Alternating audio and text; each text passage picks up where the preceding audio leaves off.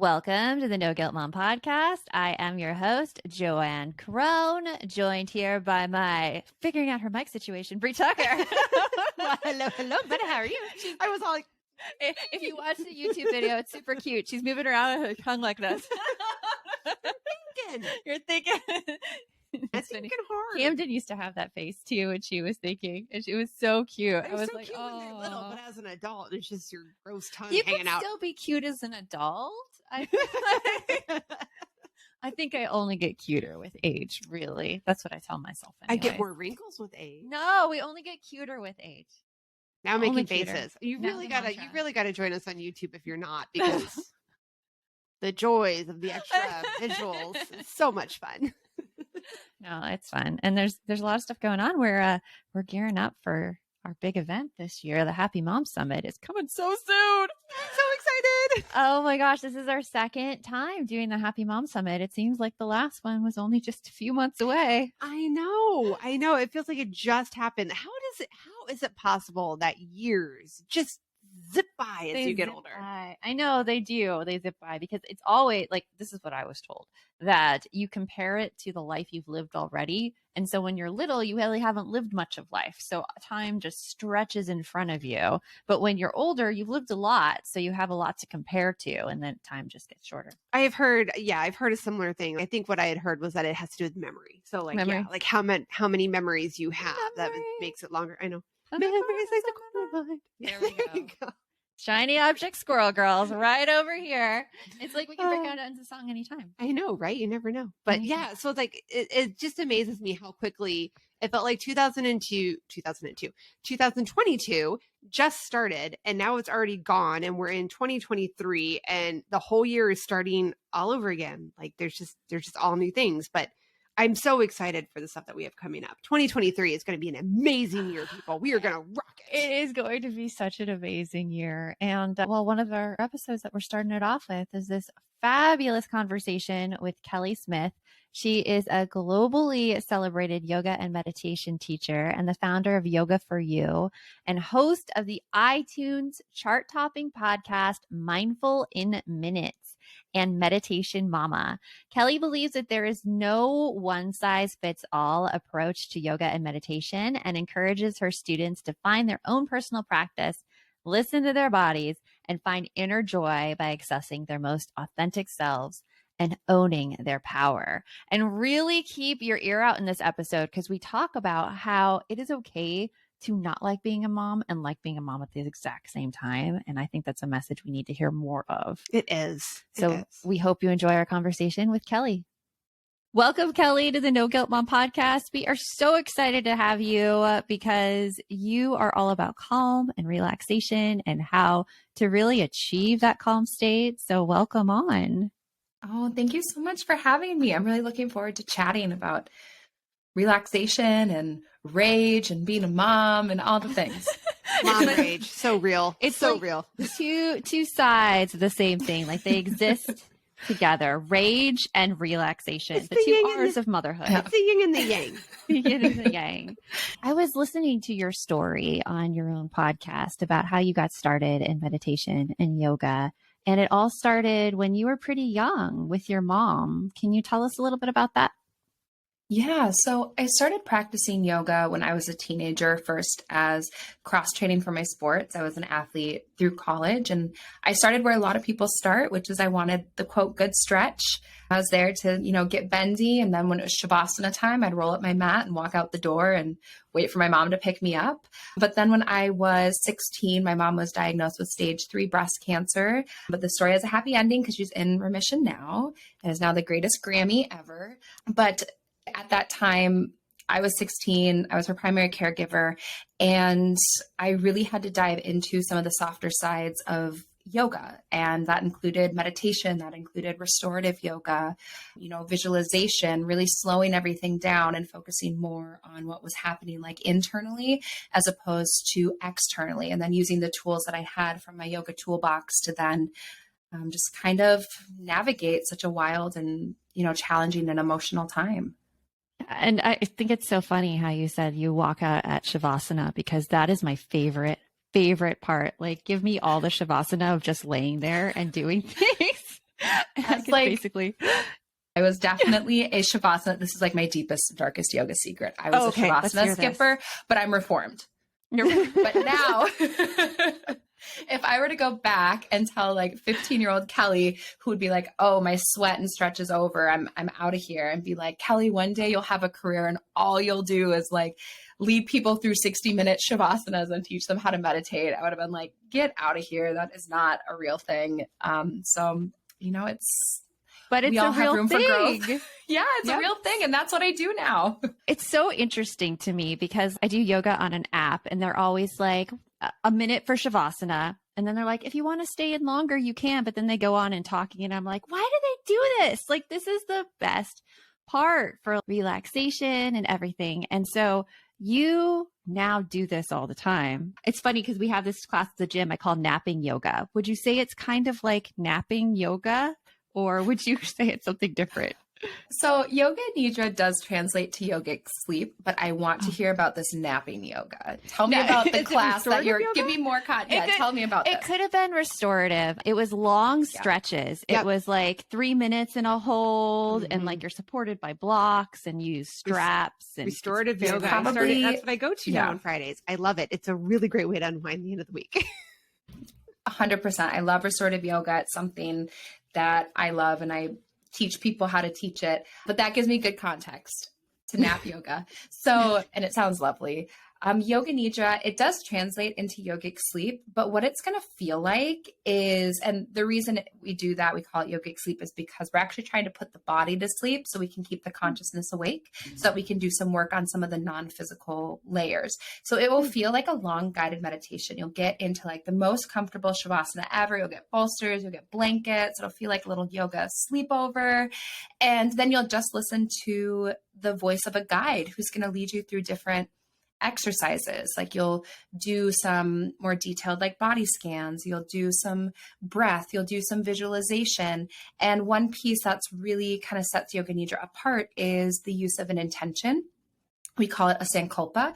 And the idea is that you're journeying through the different layers of your being and hopefully coming face to face with the true self, which is where you're going to plant that positive seed of intention. So not only are you deeply relaxing the body, but you're also trying to connect to, and you can insert whatever word you personally, listener, like to call it, soul, true self, higher self, divine within, whatever you like to call it. We're trying to connect with that space to get to know it better and to plant a positive seed of intention for anything. It could be self-love, it could be gratitude, it could be confidence, it could be forgiveness, whatever seed you want to plant there. We're planting that seed during our practice of yoga nidra, but it'll just feel like a long guided meditation. Okay, I need yoga nidra right there. Like that sounds like So I like my restorative, but that one sounds even better. What I hear is that it's tend to taking positive mindset work and combining it with a meditation work. Would that be kind of a good description of yoga nidra and getting to that intention? Because when you say the word getting to the intention and inner self, that's where my brain goes a little cloudy. And I'm like, what is my intention and inner self? And how does that change or help me? Yeah, that's such a great question. So usually, starting with intention, usually the teacher will set an intention for you. So it's usually some kind of like a positive phrase. They've already decided on whatever the theme of that class is going to be. So either of you, either Bree or Joanne, is there anything, not that this is like a therapy session, but like, is there anything that like any topic that you're really working with right now, whether it be like forgiveness or self-love or acceptance? Like, what are we working with right now? I'll give you an example. I think it could be any of those. Acceptance of someone else's unreasonable emotional reaction. She knows exactly what I'm talking about. All right, say no more. So in that instance, let's say that like if you guys were coming to me and we were doing a yoga nidra practice and you know, maybe you were my client or as a general class or working around, you know, acceptance and accepting that we really, you know, we can't make anyone do or not do anything. Like all we can really control is ourselves. So you may have an intention in a yoga nidra practice where maybe you would tell yourself 3 times, I accept what I am responsible for and I release what I am not responsible for. something like that. I like and so that. it's going to be like this phrase that you're going to say at the beginning of the practice and then at the end. And the teacher's already crafted that statement for you because it's really hard to come up with your own when you're like really, really, really deep in that relaxation. And then in terms of like the true self, so think of it as kind of those like Russian nesting dolls. Did you ever have those like as a kid? Where you have Love like, them, you yes. open one and then another one. They're so fun. The idea is that we're kind of like that. We have these different layers. And what we're trying to do is like open up each one, trying to come to like the one original that doesn't open in the center. That's the true self. And we're trying to speak to her and set that intention with the true self that's like in there, whatever it is that your teacher, or if you're working individually, that like you have decided upon. It seems like that would be fantastic for dealing with the stresses of being a mom, like the things that can cause us just to be so upset, move into that rage area, right? Because there's so many things that drive us insane that we have no control over, none whatsoever. Yes. Have you used this practice as a mom, like when your kids are totally driving you insane, or if there's... How old are your kids again? I have 1 2-year-old. Oh goodness, You have a 2-year-old. So you're in the thick of it. And I had one of those lovely pandemic pregnancies, which what a time to be pregnant. But yeah, I just call him Pork Chop. At least like, it's not his birth name, but on the podcast, he's just Pork Chop. And he's going to be 2 actually tomorrow. So, oh my gosh. Yes, I use Yoga Nidra absolutely when I'm a mother for a few different reasons. One, I like that I can kind of, pick an intention for anything that I'm working on. And I thought it was so interesting, like what you two were talking about, how you can have these 2 opposing things within you. Mm-hmm. Like if I could describe like how motherhood had changed me the most, or one way it changed me, just my capacity to hold 2 opposing things within like one body at the same time has increased so much. Like, how can I be so happy, but also sad about this? Like even my son's birthday, it's so special and it's so beautiful and I'm so grateful. And we're celebrating another year of his life, but also like he's a kid now and it's hard. And I'm thinking about when he was a baby, like it's these 2 opposing feelings around like one thing. And this little vessel, this mom body has to like hold these opposing things. So I think it's really nice and has been beneficial as a mother to, one, be able to kind of navigate those opposing things and being able to work on whatever it is I need to work on. But also I love that it's a longer practice. It's going to take around 30 to 60 minutes and it's so restful and it's so introverting and it's so soothing of the senses, which I can't speak for either of you, but I highly suspect that you know what I'm talking about, that it's very easy to get overstimulated, like even getting like touched out or, I get a little snippy when it's like all of my senses are on overdrive and the house is always loud. And every sense is on like hyperdrive. And to practice Yoga Nidra and to turn inward so deeply and for so long helps to just soothe all of those senses for me, which I never realized I needed so much until I was a parent. I never realized what a luxury like quiet was until I was a mother. I know, right? Or like just not being touched. Your sensory system definitely goes into overdrive as a parent. Yes. And hard. Something you said too about holding those 2 things, those 2 opposites there, because I feel so many moms really give themselves grief if they ever feel upset about their children being there or their children touching them. And they try to tell themselves, oh, I should be grateful that they're here. I should treasure every moment.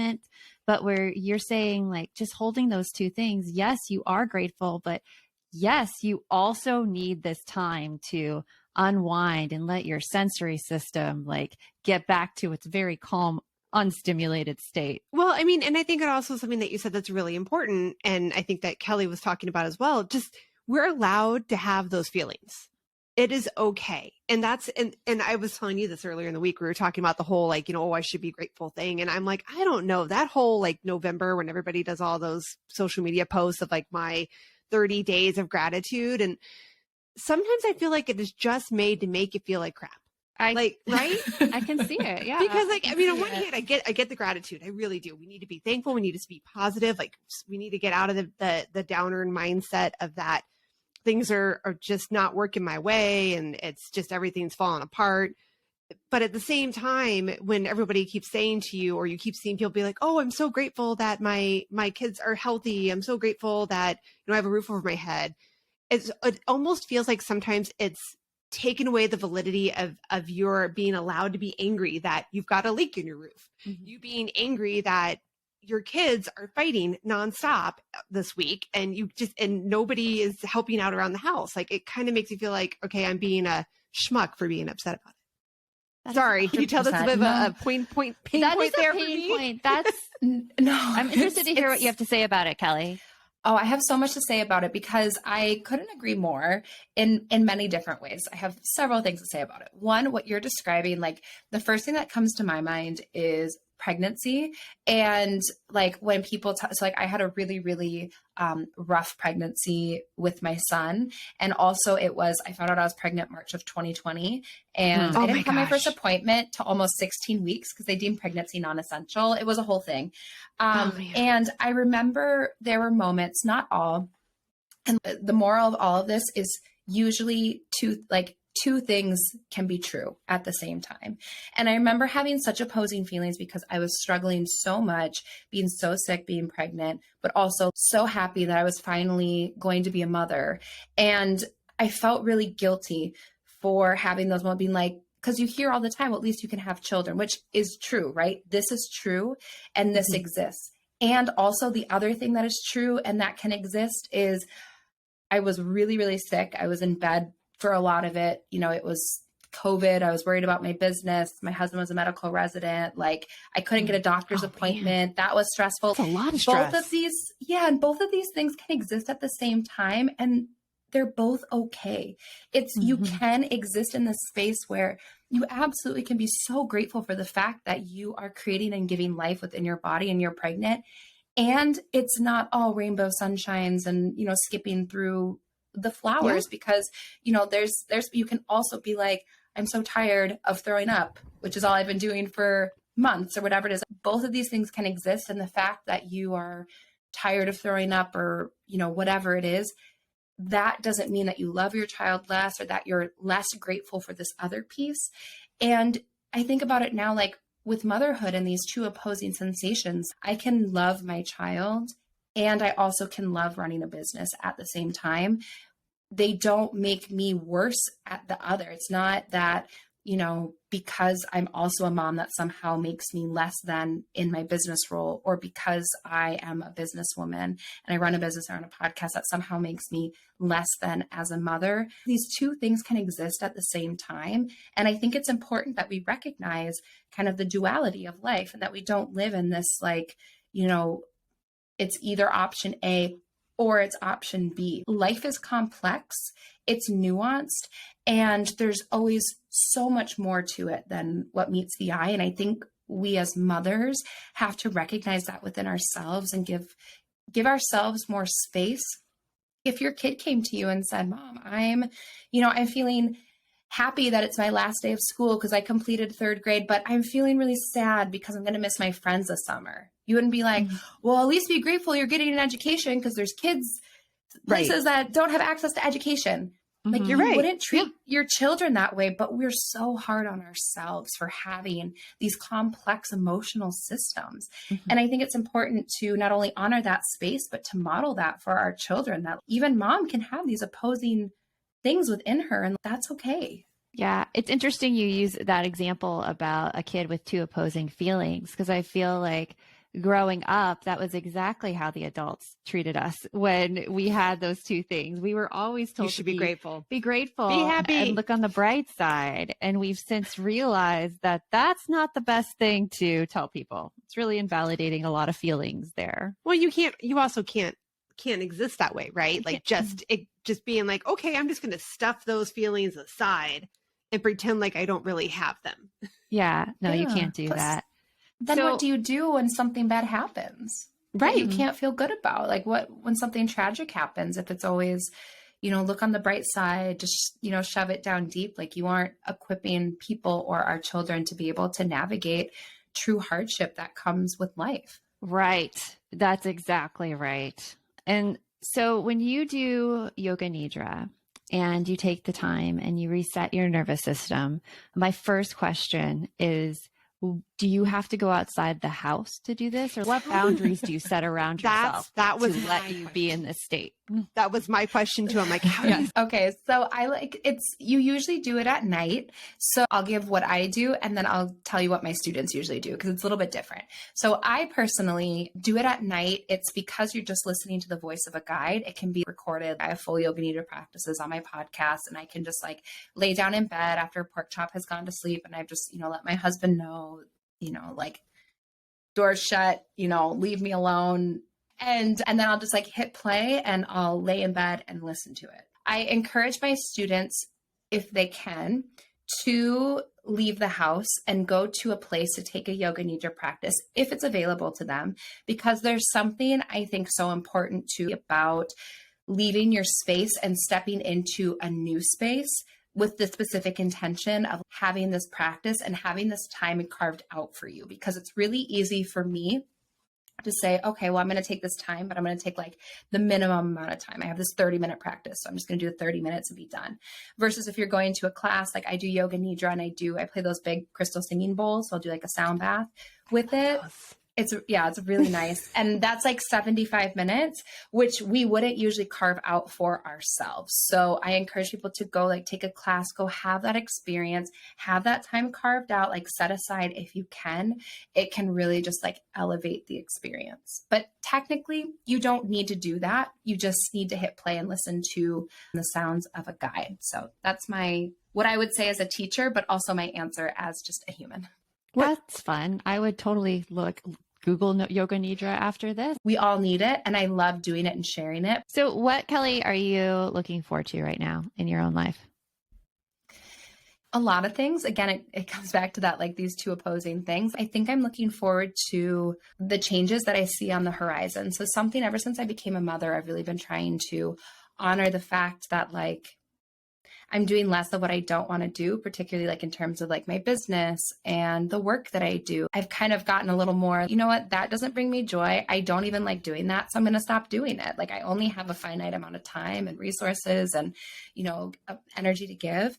And that's led to some pivots and changes in my life that I'm feeling really good and really excited about, of how things are just naturally changing as I'm stepping into this role as a mother. And I'm one of those anomalies that likes change.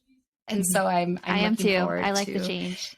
Yeah. And it's just, and embracing, the flows. And so, I am a different person since I became a mother. I have different needs. I have, different dreams, and like allowing that space and making changes accordingly, I find to be really fulfilling and exciting. And I think like 2 years in, I'm starting to see some of those changes really come to life. And that's exciting for me. Kids do change you for sure. And I think in very good ways, making you more self-aware, and like, at least talking from my own experience, I am definitely a different person than I was before kids. Well, I also think in a good way. Let's also just look at the fact that how many of us were fantastic parents before we were parents? We were like, I know exactly what I'm going to do. I know exactly how it's all going to work out. My kid's never going to do this. I'm never going to do that. And then you find yourself years later going, oh, God, just throw it all out the window. It's funny. I had no expectations going into parenthood whatsoever. I think I'm an anomaly. I'm just like, let's see how this goes. I think it depends on a lot of things. Like, so with me, I'm going to say, like, I obviously had a lot of images about what my parenting was going to be like, but I also, like, I was an early childhood specialist. So my whole job was to help parents with their kids 0 to 5. So I thought I had that dialed in, and I had an older sister who already had 3 kids by the time I had my first. So I was all like, oh, don't do that. That didn't work out so well for her. Do this. That worked out so well.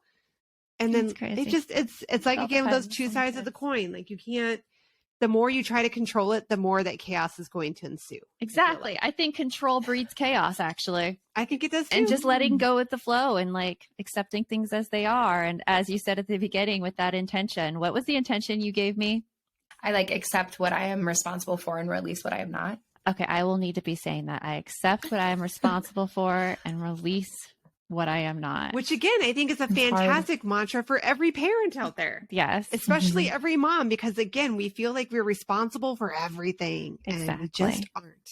Exactly. Well, it's been wonderful talking with you, Kelly. And thank you so much for being on the podcast. Thank you for having me and for just being the highlight of my day. Oh, yeah. Aw, Well, we'll talk to you thank later. you. So, my intention, I'm saying it over and over and over again because I think it's so hard to accept that you're not in control of other people's feelings. Oh, yeah. Well, especially I think for moms, it's hard for us to accept that we can't make everything perfect and we can't make everything better. And that's really what it comes down to, I think. Mhm. Like talking about not being in charge of other people's emotions. Our kids come to us when they have an owie, a boo-boo, when they've had like a sad day, they want hugs, they want cuddles. So I think sometimes we kind of get in that whole I can be magical, I can make everything better. But at the same time, when we can't make everything better, it's like, oh my gosh, who am I now? I can't make everything better. It's kind of true. Right? It's kind of true. I Kind of also thing. wonder though if it's something that is ingrained in us by society that, oh, that didn't work. Well, you just have to try something else. You just have to try something else. You Or just try have to try harder. something else or try harder. Yeah. And with feelings and emotions and other people, it doesn't exactly work that way. Right. In fact, sometimes it works the opposite, where if you keep trying, they'll just get more and more pissed off at you. Right, right. The more you try to fix it, it's almost like you're trying to. Have you ever had something delicate? Okay, an example right now in our Yeah. house, we don't have any filtered drinking water in our house. Okay. Why? Because Miguel was trying to fix the faucet, and when he was doing it, he kept twisting it harder and harder and harder, trying to get it to work. Oh no. And then it snapped. And it snapped. And then it snapped, and now Bree's got no water. Oh. I have water. Still, my point is like, yeah, like, right. Like we try to fix it. We try to make it better. We keep fiddling with it. And then sometimes we end up breaking stuff.